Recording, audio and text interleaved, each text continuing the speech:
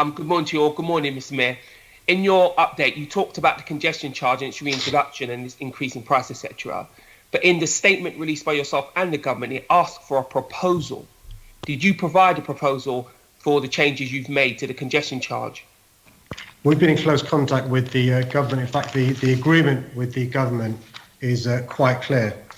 The agreement is for the immediate reintroduction of the London Congestion Charge, LEZ and ULEZ, and urgently bring forward proposals to widen the scope and levels of these charges in accordance with the relevant legal powers. Now, these changes haven't been made, so of course, if the government aren't happy with the proposals, it's open to them to say we don't like them. So far, they've said they've not said that, which means that widening the scope and the level, as the government wants us to do, we think we've met their objective without the need for them to say we're breaching the agreement with them. So did you announce this change, or did you actually provide them with a proposal? Because if you did, we'd like to see the proposal if possible. We're in regular contact with the DfT, as I said in my report, on a daily basis. The key requirement for the government for us to widen the scope and level of charges, if they weren't satisfied with that, they would have said we're in breach of the agreement. And we're also required to reintroduce urgently. So the deal was concluded on Thursday at 5 p.m.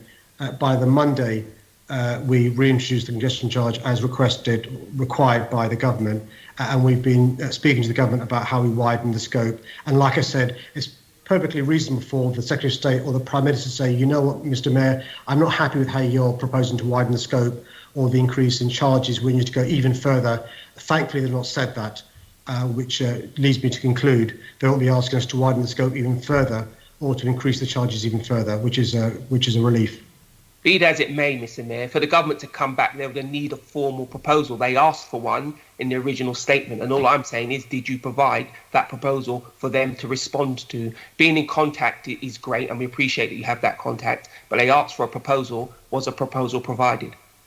Yeah, I'm not sure how to explain this more clearly. So we're in regular contact with the Department for Transport. In fact, most recently, early this week, the Deputy Mayor was on a call with the Secretary of State and many others as part of the conversations we had. These are regular conversations, and so the DfT and the government are cognizant by the deal being concluded, what we could try and do.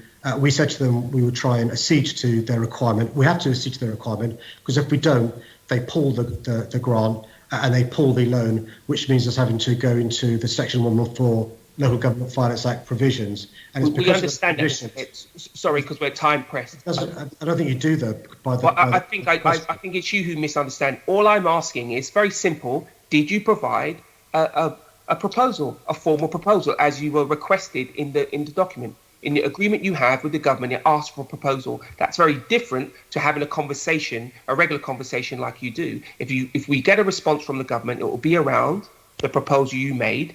Has that proposal been made? Can we see the document? Well, it's not, these things don't happen by documents. They're in conversation all the time. The meetings take place all the time.